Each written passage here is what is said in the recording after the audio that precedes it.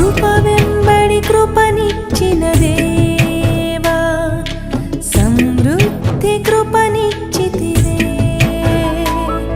నీ కృప సమృద్ధి కృప, నీ కృప సమృద్ధి కృప. దేవుని నామానికి మహిమ కలుగును గాక. మరొకసారి దేవుని మాట ధ్యానించడానికి కొరకై ప్రేమతో మిమ్మల్ని ఆహ్వానిస్తూ ఉన్నాం. రండి. గత సెషన్లో మనం మందసము ఒబేదెదోము ఇంట్లో ఉండగా ఆయన కుటుంబాన్ని దీవించినట్లుగా మనం చూసినాం. మరికొన్ని మాటల చేత ఈ వాక్యాన్ని మనం ధ్యానించుకుందాం. రండి. సమూయేలు 2వ గ్రంథము 6వ అధ్యాయం 10-11 వచనాలు చదువుకుందాం. యెహోవా మందసమును దావీదుపురంలోనికి తన యొద్దకు తెప్పింపనొల్లక గిత్తీయుడగు ఒబేదెదోము ఇంటి వరకు తీసుకొని అచ్చట ఉంచెను. యెహోవా మందసము 3 నెలలు గిత్తీయుడగు ఒబేదెదోము ఇంటిలో ఉండగా యెహోవా ఒబేదెదోమును అతని ఇంటి వారిని అందరినీ ఆశీర్వదించెను.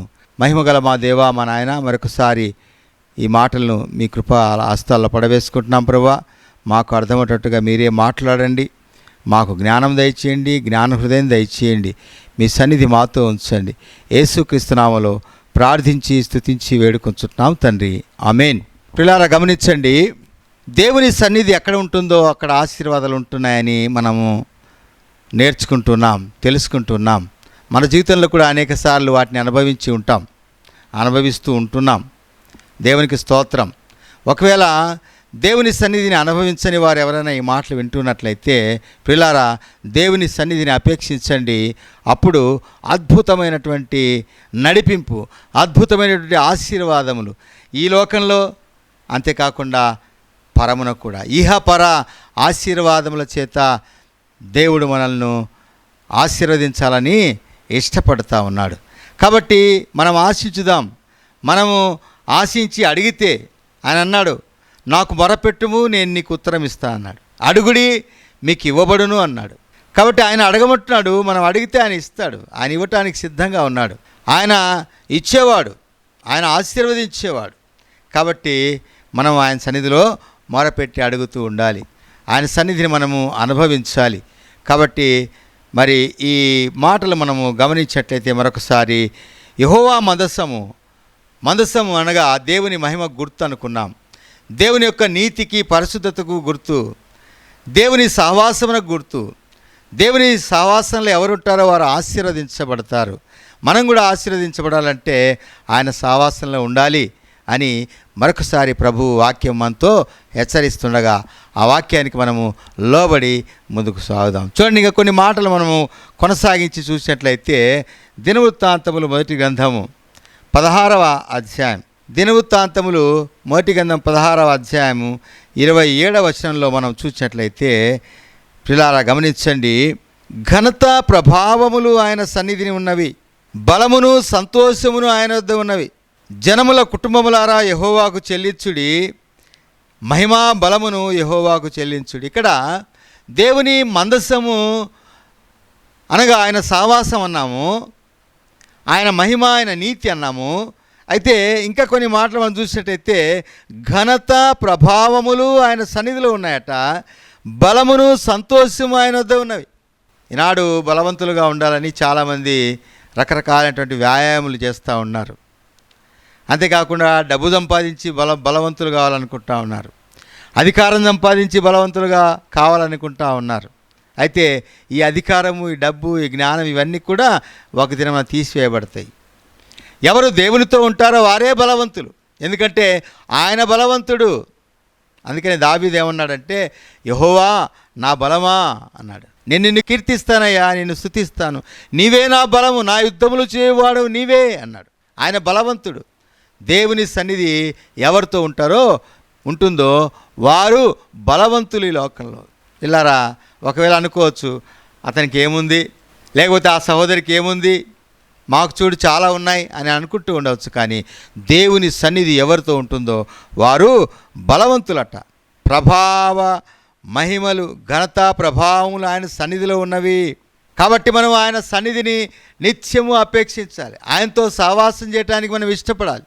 ఈ సంవత్సరం మనము ఆశీర్వాద సంవత్సరముగా మనము గడుపుకోవాలంటే, లేక ఆశీర్వాదములు మనం పొందుకోవాలంటే ఆయన సన్నిధిని మనం వెదకాలి అని ప్రభు జ్ఞాపకం చేస్తా ఉన్నాడు. మనము ఆయన సన్నిధి వెతుకుదామా? ఆయన సన్నిధిలో బలం ఉంది, ఆయన సన్నిధిలో మహిమ ఉంది, ఆయన సన్నిధిలో ప్రభావం ఉంది. ప్రియులారా, లూకాసు వార్తలో మనం చూసినట్లయితే 12 సంవత్సరాల నుండి రక్తస్రావంతో ఉన్నటువంటి ఒక స్త్రీ మనకు కనిపిస్తుంది. ఆమెకు 12 సంవత్సరాల నుంచి రక్తస్రావంతో బాధపడుతూ ఉంది. బాధపడుతూ ఆమె ఎన్నో తిప్పలు పడిందట, ఎన్నో తిప్పలు పడింది బాగు చేసుకోవాలని. అయితే తనకున్నదంతా ఏమైంది కానీ బాగుపడలేకపోయింది. బాగుపడలేకపోయినప్పుడు ఆమె యేసును గురించి విన్నదట. యేసును గురించి విని ఆయన వస్త్రపు చెంగును మాత్రం ముడితే నేను బాగుపడతాను అనుకున్నది. ఆయన వస్త్రపు చెంగును ముడితే నేను బాగుపడతాను అనుకున్న ఆ స్త్రీ ప్రభు రాగానే ఆయన వెనకమలుగా పోయి ఆయన వస్త్రపు చెంగును తాకిందట. తాకగానే ప్రభావము ఆయనలో నుండి వచ్చి ఆమె రక్తస్రావం కట్టెను అన్న మాట మనం చదువుతాం. ఆమె రక్తస్రావం కట్టింది, ఆమె బాగుపడింది. ప్రభు అన్నాడు, సమాధానం గల దానివై వెళ్ళు. అంటే ఆయన సన్నిధిలో ప్రభావం ఉంది, ఆయన సన్నిధిలో బలం ఉంది, ఆయన సన్నిధిలో స్వస్థత ఉంది, ఆయన సన్నిధిలో అధికారం ఉంది. పీడాప్రియ సోదరి, మనము దేవుని సన్నిధిని మనము నిత్యము వెదకాలి. దేవుని సన్నిధిని మనము నిత్యము కలిగి ఉండాలని ప్రభు కోరుతా ఉన్నాడు. నీవు నేను ఎట్లా ఉన్నాం ఈ నూతన సంవత్సరంలో? మరి మనము దేవుని సన్నిధిని అపేక్షించాలి, దేవుని సన్నిధిని మనము కోరుకోవాలి. దేవుని సన్నిధిని మనం కోరుకున్నట్లయితే ఆయన మనల్ని ముట్టి సరిచేసి తన ప్రభావంతో నింపుతాడని ప్రభు జ్ఞాపకం చేస్తూ ఉన్నాడు. గమనించండి, కీర్తన గ్రంథం 16వ కీర్తన 11వ చరణంలో ఒక మాట ఇలాగున వ్రాయబడింది. ఆయన సన్నిధిలో సంపూర్ణ సంతోషము, ఆయన సన్నిధిలో నిత్య సుఖములు, జీవమార్గము ఆయన సన్నిధిలో ఉందట. ఆయన సావాసంలో ఉన్న వారి జీవితంలో ఎట్లా ఉంటుందట అంటే, చూడండి, ఆయన ఈ కీర్తన ఆరంభిస్తూ ఏమంటున్నాడు, దేవా నీ చెరను వచ్చి ఉన్నాను, నన్ను కాపాడము, నీవే ప్రభుడవు, నీకంటే నాకు క్షేమాధారమేది లేదని యెహోవాతో నేను మనవి చేయుదును. నీకంటే క్షేమము నాకు ఇచ్చేవారు ఎవ్వరు లేరు, క్షేమ ఆధారమే లేదు, నీవే నా క్షేమము, నీవే నాకు ఆధారము అని చెబుతూ 11వ చరణంలోనికి వచ్చేటప్పటికి ఇట్లా అంటా ఉన్నాడు, జీవమార్గమును నీవు నాకు తెలియజేసేదవు, నీ సన్నిధిని సంపూర్ణ సంతోషము కలదు, నీ కుడి చేతిలో నిత్య సుఖములు కలవు. ప్రియులారా, దేవుని సావాసంలో ఎట్లా ఉంటుందంట అంటే నిత్య సంతోషము, అది సంపూర్ణ సంతోషం, అరాకొరా కాదు.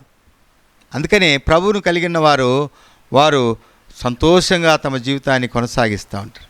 భక్తులు పాటలు రాసుకున్నారు, మరి అద్భుతమైన పాటలు ఎన్నో రాసినారు, సంతోషముతో ఆయన సన్నిధికి వెళదాం రండి అని.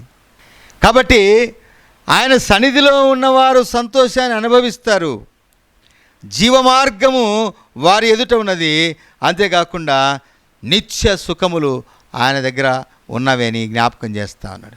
ప్రియ సోదరి, సంతోషాన్ని అపేక్షించి మనము ఆయనను కలిగి ఉండాలి, ఆయన కాపురత్వంలో ఉండాలి, మనం ఆయన శరణొచ్చి మనం ఉండాలి, ఆయనే మనకు క్షేమాధారం అని గుర్తిస్తే అప్పుడు మనకు నిత్య సుఖములను ఆయన ఇవ్వటానికి సిద్ధంగా ఉన్నాడు. అంతేకాకుండా ఇంకొక మాట కూడా మనం చూస్తాం, చూడండి, కీర్తనలు 31వ కీర్తనలో 20వ చరణాన్ని మనం చదువుకున్నట్లయితే ఇట్లా వ్రాయబడింది, మనుష్యుల కపటోపాయములు వారిని అంటకుండా నీ సన్నిధి చాటున వారిని దాచుచున్నావు, వాక్కలహము మాన్పి వారిని గుడారములో దాచుచున్నావు. చూడండి, ఇక్కడ లోకంలో జరిగే కార్యక్రమాలు మనకు కనిపిస్తాయి కదా. లోకంలో ఎట్లా ఉంటారంట అంటే మనతో బాగానే ఉంటారు, కానీ మన గురించి వేరుగా మాట్లాడుతూ ఉంటారు బయట.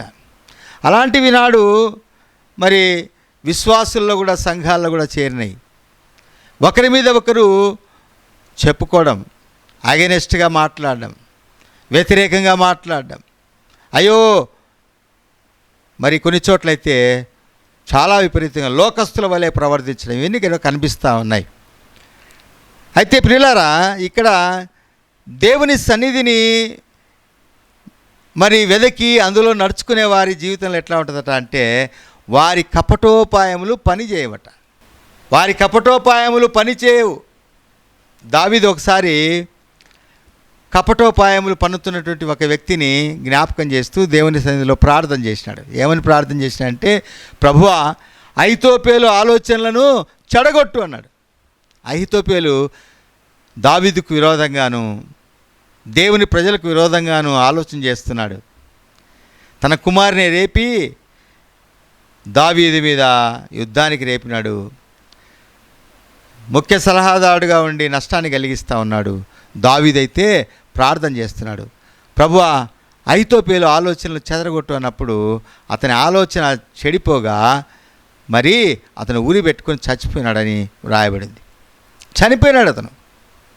అయ్యో, దేవుని ప్రజలు ప్రార్థన చేస్తే, దేవుని సన్నిధిలో ఉన్నవారు మొరపెడితే ఆయన వారి మొర ఆలకిస్తాడు. అందుకే నాకు మొరపెట్టుము, నేను నీకు ఉత్తరం ఇస్తాను, నన్ను అడుగుము అన్నాడు. అడుగుడి మీకు ఇవ్వబడును అన్నాడు. మనం ఆయన సన్నిధికి వచ్చి అడిగితే ఆయన మనల్ని త్రోసివేసే దేవుడు కాదు. ఇక్కడ మరి దేవుని సన్నిధిని అపేక్షించి నడుచువారు ఎట్లా ఉన్నారట అంటే, మనుష్యుల కపటోపాయములు వారిని అంటకుండా దేవుడు వారిని కాపాడుతాడట. మనుష్యుల కపటోపాయములను వారిని అంటకుండా వారిని కాపాడుతాడు. దేవుని సన్నిధి చాటున వారిని దాస్తాడు. వాక్కలహము లేకుండా వ్యర్థమైన మాటల ద్వారా వచ్చే కలహాన్ని ఆయన ఏం చేస్తాడే, మాన్పిస్తాడు. తన గుడారములో దాస్తాడు. ఎంత మంచి దేవుడు! ఓ ప్రియుడా, ప్రియ సోదరి, ఆశీర్వాదములు అంటే కేవలము ధనధాన్యములు, ఐశ్వర్యాలను కాదు. అవి మనకు అవసరమే. ధనం అవసరమే, జ్ఞానం అవసరమే, బలం అవసరమే, అవన్నీ అవసరమే. అయితే అందులో సంతోషించటానికి ఏం కావాలట అంటే, మనుష్యుల కపట హృదయాల నుండి మనల్ని కాపాడే దేవుని మనం కలిగి ఉండాలా. వారి బారి నుంచి మనం తప్పించబడితే మనకు ఆ సంతోషం పరిపూర్ణమవుతుందని ప్రభు జ్ఞాపకం చేస్తూ ఉన్నాడు. ఆయన సన్నిధి నీవు వెతుకుతున్నావా? ఆయన సన్నిధిలో నీవు ప్రార్థన చేసే అనుభవం కలిగి ఉన్నావా? ఇదిగో నీ మీదికి వ్యర్థముగా లేచు వారిని నీవు ఎరిగి ఉన్నావా? వారి కొరకు నీవు ప్రార్థన చేస్తున్నావా? ప్రభువే నీ పక్షంగా వారితో యుద్ధం చేస్తాడు. పగ తీర్చుకుంటే నా పని అన్నాడు. చాలామంది పైకి బాగానే కనబడుతుంటారు, కానీ లోపల గోతులు తవ్వుతూ ఉంటారు. ప్రభు అన్నాడు కదా, వారు త్రవ్విన గోతిలో వారే పడదులు అన్నాడు. కాబట్టి వారు నష్టపోవాలని మనం కోరడం లేదు. నీ విరోధి ఎవరైనా కనబడితే అతని గురించి నీవు ప్రార్థన చేయాలా. ప్రార్థన చేస్తే అతని మాయోపాయములు, కపటోపాయములు అన్నీ చెదిరిపోయి మేలు మనకు అనుగ్రహించబడుతుందని ప్రభు జ్ఞాపకం చేస్తాడు. యేసుక్రీస్తు ప్రభువు వారు కొండ మీద ఆయన ప్రసంగం చేస్తున్న సమయంలో ఆయన అన్నాడు కదా, ఆయన ఏమన్నాడంటే, మీ శత్రువుల కొరకు ప్రార్థన చేయండి, మిమ్మల్ని హింసించు వారి కొరకు ప్రార్థన చేయండి అన్నాడు. చూడండి ఎట్లా మనల్ని ఆయన నడిపిస్తున్నాడు. చూడండి, ఆయన మనల్ని హింసించు వారి కొరకు మీరు ప్రార్థన చేయండి అన్నాడు. మనము ప్రార్థన చేసేవారుగా ఉండాలని ప్రభు జ్ఞాపకం చేస్తూ ఉన్నాడు. చేస్తున్నాం. మనం ప్రార్థన చేస్తుంటే ప్రభు వారి పక్షంగా యుద్ధం చేస్తాడు. వారికి మంచి మనసునిస్తాడు. వారి జీవితంలో సరైన మార్గంలో వారు కూడా రావడానికి వీలవుతుంది. మన ప్రవర్తనను బట్టి, మన యొక్క పరిస్థితిని బట్టి, మనం ఓర్చుకున్నటువంటి ఆ విషయాన్ని బట్టి వారు మార్చబడతారని ప్రభు జ్ఞాపకం చేస్తూ ఉన్నాడు. కాబట్టి మనం ఏం చేయాలి?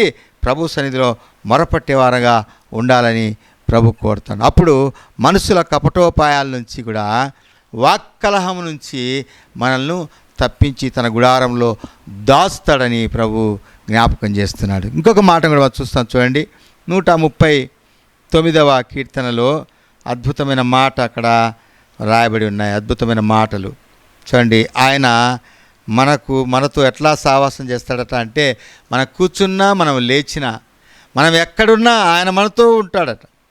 ఇక్కడ దావీదు భక్తుడు మాట్లాడుతూ చెప్తున్నాడు, ప్రభువా, నేను ఎక్కడికి పోతాను? నేను ఎక్కడికి వెళ్ళగలను, నీ సన్నిధి నాతోనే ఉంటుంది అన్నాడు. ఒకసారి యేసుక్రీస్తు ప్రభువుల వారు శిష్యులతో అడుగుతున్నారు, శిష్యులారా మరి అందరూ వెళ్ళిపోతున్నారు, మీరు కూడా వెళ్ళిపోతారా? కొంతమంది అభ్యంతరపడి వెళ్ళిపోయినారట.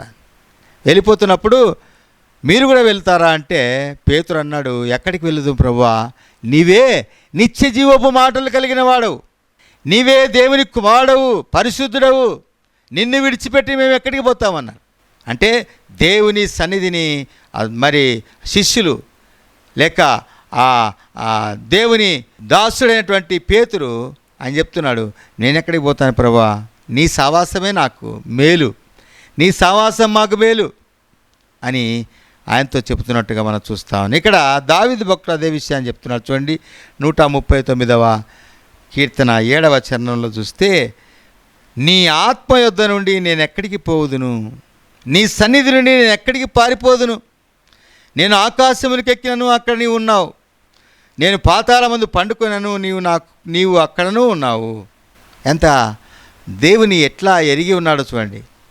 ఇంకా 14వ వచనం చూస్తే ఆయన అద్భుతమైన మాట చెప్తాడు, నీవు నన్ను కలుగజేసిన విధము చూడగా భయమును ఆశ్చర్యము నాకు కలుగుతున్నది, నా అంతరింద్రియములు కలుగజేసిన వాడవు నీవే, నేను నడుస్తున్నప్పుడు నాతోనూ ఉన్నావు, నేను పాతాళములో ఉన్నా, శ్రమలలో ఉన్నా. 23వ కీర్తనలో అదే అంటాడు ఆయన, ప్రభువా గాఢాంధకారములో నేను సంచరించినను, నీ దుడ్డు కరయు నీ దండము నన్ను ఆదరించును, నీవే నాకు కాపరివి, నాకు లేమి లేదు అన్నాడు. లేమి కలుగదు. అద్భుతమైన మాట. శత్రువుల ఎదుట నీవు నాకు భోజనం సిద్ధపరిచి ఉన్నావు, నా గిన్నె నిండి పొర్లుచున్నది, నూనెతో నా తల అంటి ఉన్నావు. అద్భుతమైనటువంటి ఆ కీర్తన భక్తుడైన దావీదు దేవుని సన్నిధి గురించి రాస్తున్నాడు. అదే మాట ఇక్కడ మనం చదువుకున్న మాట 7వ చరణంలో, నీ ఆత్మ యొద్ద నుండి నేను ఎక్కడికి పోదును ప్రభువా, నీ సన్నిధి నుండి నేను ఎక్కడికి పోదును, నీ సన్నిధే నాకు మేలు, నీ సన్నిధిలో నేను ఉంటాను నాకు మేలు అని దావీదు భక్తుడు మరి చెబుతా ఉన్నాడు. ఒకప్పుడైతే మరి ఆ ఉజ్జా చనిపోయినప్పుడు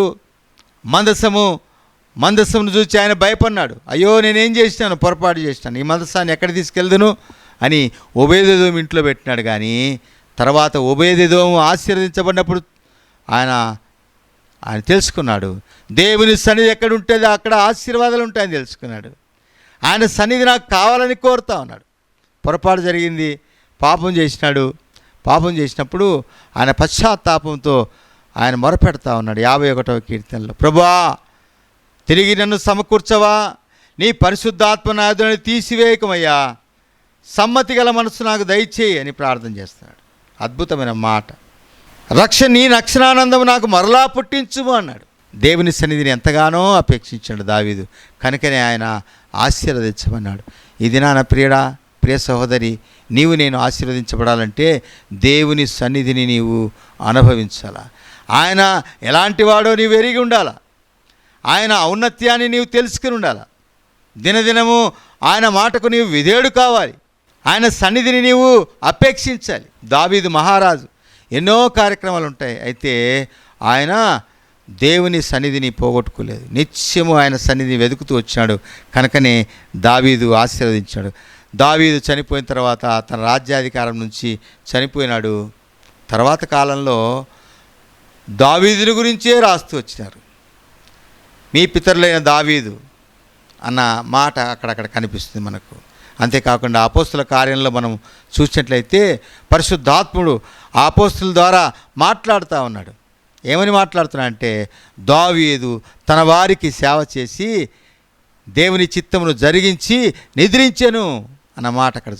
దావీదు ఎంతో నమ్మకమైన వాడు, నా ఇష్టానుసారుడు అన్నాడు. కాబట్టి దావీదు దేవుని సంగతిని ఎరిగినవాడు కనుక ఆయన ఇట్లా చెప్తున్నాడు, నీ ఆత్మ యొద్ద నుండి నేను ఎక్కడికి పోలేనయ్యా, నీ సన్నిధి నాకు కావాలి అంటా ఉన్నాడు. మనం కూడా ఆయన సన్నిధిని కోరువారంగా మనం ఉండాలని ప్రభు కోరుతా ఉన్నాడు. చివరిగా మనం చూసినట్లయితే మోషే దేవుని సన్నిధిని కోరినాడు.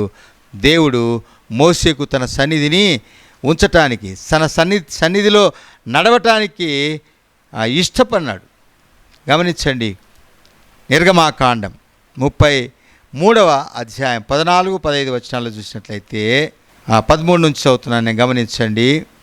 కాబట్టి నీ కటాక్షము నా ఎడల కలిగిన ఎడల, నీ కటాక్షము నా ఎడల కలిగిన ఎడల, నీ కటాక్షము నా ఎడల కలుగునట్లుగా దయచేసి నీ మార్గమును నాకు తెలుపుము. అప్పుడు నేను నిన్ను తెలుసుకొందును. చిత్తగించుము, ఈ జనము నీ ప్రజలే కదా అనెను. అందుకు ఆయన, నా సన్నిధి నీకు తోడుగా వచ్చును, నేను నీకు విశ్రాంతి కలుగజేసేదను అనగా, మోసే, నీ సన్నిధి రాని ఎడల నేను ఇక్కడ నుండి మమ్మను తోడుకొని పోకము. పిల్లారా గమనించండి, ఇక్కడ ఇశ్రాయేలు దేవునికి లోబడలేదు. ఇశ్రాయేలులో దేవుడికి లోబడకుండా ఉన్నప్పుడు దేవుడు అన్నాడు, మీరు వెళ్ళండి, మార్గం వెళ్ళండి. మోసే మిమ్మల్ని తీసుకుని వెళ్తాడు, వెళ్ళండి అంటే మోసే అడ్డుపడుతున్నాడు. ప్రభువా, ఈ ప్రజలు నీ ప్రజలే కదా, నీ సన్నిధి రాకపోతే మేమేం చేయగలుగుతాం నాయన? నీ సన్నిధి లేకపోతే మేము ఆశీర్వదించబడలేం. నీ సన్నిధి మాతో లేకపోతే మాకు మన్నా ఎవరు కురిపిస్తారు? మీ సన్నిధి మాతో లేకపోతే మాకు నీళ్ళు ఎవరు ఇస్తారు? శత్రువులు మా మీదికి లేచినప్పుడు మమ్మల్ని ఎవరు ఆదుకుంటారు అని మోసే మొరపెడుతుండగా, ప్రభువా, నీ సన్నిధి రాకపోతే మేము వెళ్ళము, మమ్మల్ని తోడుకొని పోవద్దు, మమ్మల్ని పొమ్మని చెప్పొద్దు అన్నాడు.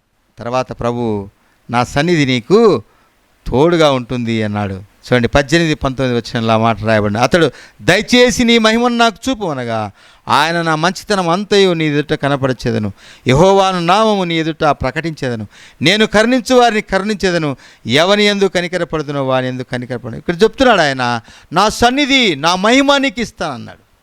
ప్రియులారా, భక్తులు దేవుని సన్నిధిని కోరుకున్నారు. దావీదు దేవుని సన్నిధి కోరినాడు, మోసే దేవుని సన్నిధి కోరినాడు. ఓ ప్రియ సహోదరి, ఇశ్రాయేలు దేవుని సన్నిధి కోరుకున్నారు. ఎప్పుడైతే దేవుని సన్నిధి పోయిందో ప్రభావం వెళ్ళిపోయింది. దేవుని సన్నిధి వారి మధ్యలో ఉన్నదో ప్రభావంతో నింపబడినారు, ఆశీర్వదించబడినారు, అద్భుతాలు చూసినారు. కాబట్టి మన జీవితంలో కూడా దేవుడు మనల్ని ఆశీర్వదించాలని ఇష్టపడతా ఉన్నాడు. నీవు ఇష్టపడుతున్నావా? ఒకవేళ ఇంకా ప్రభుని ఎరగకుండా ఉన్నట్లయితే, ఓ ప్రియ సోదరి, నిన్ను ఆశీర్వదించడానికి ఆయన సిద్ధంగా ఉన్నాడు. ఆయన ఇలాగ పిలుస్తున్నాడు, ప్రయాసపడి భారం మోసుకొంచున్న సమస్త జనులారా నా యొద్దకు రండి, నేను మీకు విశ్రాంతిని ఇస్తా అంటున్నాడు. నీ పాపములు ఎర్రని వలె ఎర్రగా ఉన్నా, నీ పాపములు భారంగా ఉన్నా వాటిని నేను తీసివేస్తాను, కడిగి వేస్తాను. క్రీస్తు యేసు రక్తము ప్రతి పాపం నుండి మనల్ని పవిత్రులుగా చేయును అన్న మాట నీ పక్షంగా నెరవేర్చబడుతుందని ఆయన పిలుస్తా ఉన్నాడు. నీవు వస్తావా? నీవు వస్తే నిత్య సమాధానం నీది అవుతుంది. అంతేకాకుండా ప్రభుతో నడిచే భాగ్యం నీది అవుతుంది. ఇదిగో ఆనాడు మందసమును అపేక్షించి మందసాన్ని ఇంట్లో ఉంచుకున్నటువంటి ఒబేదెదోమును తన ఇంటి వారందరినీ దీవించినట్లుగా నిన్ను కూడా ఆశీర్వదిస్తాడు. దేవుని సన్నిధి నీవు కోరుకున్నట్లయితే నీవు ఆశీర్వదించబడతావు, అనేకులకు ఆశీర్వాదకరంగా ఉంటావు. అట్టి కృప దేవుడు నీకు అనుగ్రహించునుగాక. మీ కొరకు ప్రార్థన చేస్తాం.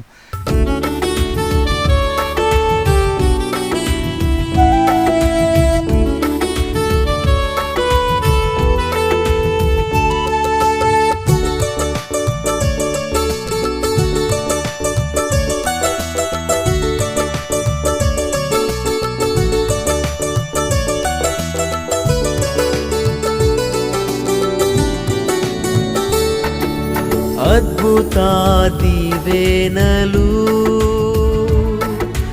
ప్రభువా కుమారించితివి, నీదు ప్రేమ పారము ప్రభువా మాపై చూపితివి, నీదు ప్రేమ పారము ప్రభువా మాపై చూపితివి.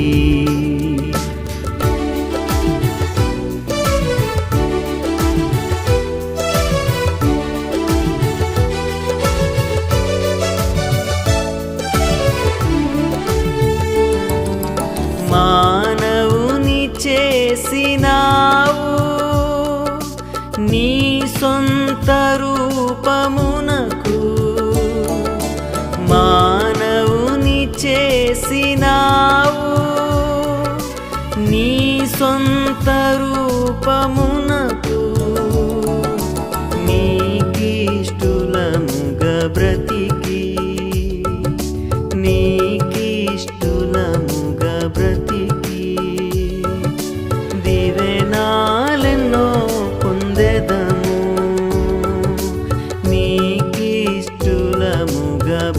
ప్రగతికి దీవెనాలెన్నో పొందెదము. అద్భుత దీవెనలు ప్రభువా కుమారించితివి. నీదు ప్రేమ పారము ప్రభువా మాపై చూపితివి. నీదు ప్రేమ పారము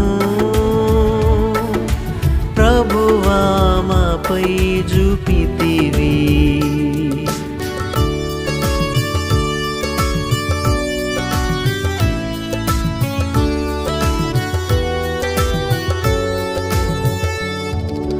లోకము నుండి వేరై సిలువాను మోయవలెను. లోకము నుండి వేరై సిలువాను మోయవలెను. అప్పుడే ప్రభు దీవించు, అప్పుడే ప్రభు దీవించు. స్వాస్థ్యమును గాంతుమెంతో అప్పుడే ప్రభు దీవించు. స్వాస్థ్యమును గాంతుమెంతో అద్భుత దీవెనలు ప్రభువా కుమారించితివి. నీదు ప్రేమ పారము ప్రభువా మాపై చూపితివి. నీదు ప్రేమ పారము ప్రభువా మాపై చూపితివి.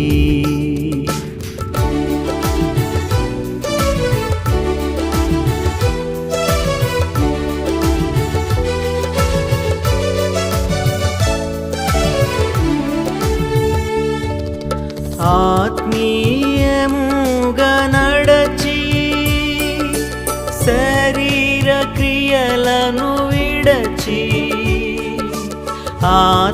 ఆత్మీయముగా నడచి శరీర క్రియలను విడచి. ఆయాన స్వరము వినుచు, ఆయాన స్వరము వినుచు. దీవెనాలెన్నో పొందెదము.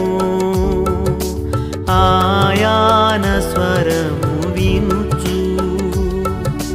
దీవెనాలెన్నో పొందెదము. ప్రేమగల మా తండ్రి, మా నాయన, మీ ఆశీర్వాదములు మెండైనవి ప్రభువా. నీ యందు భయభక్తులు గల వారి చుట్టూ మీ దూతలు కావలించి వారిని కాపాడు దేవుడు. ఓ దేవా, మా తండ్రి, మా నాయన, అడిగితే మీరు ఇస్తానన్న దేవుడు. ఓ ప్రభువా నాయన, పోగొట్టుకున్న మహిమను తిరిగి మాకు ఇవ్వటానికి ఇష్టపడిన దేవుడు. ప్రయాసపడి భారం మోసుకుంటున్న ప్రజలను తని నెమ్మదితో సమాధానంతో నింపడానికి ఇష్టపడిన దేవుడు. ఈ సంవత్సరం ప్రభు ఆశీర్వాద సంవత్సరంగా మీరు మార్చడానికి కొరకై భక్తుల అనుభవాలను మీరు మాకు జ్ఞాపకం చేసినందుకే వందనాలు.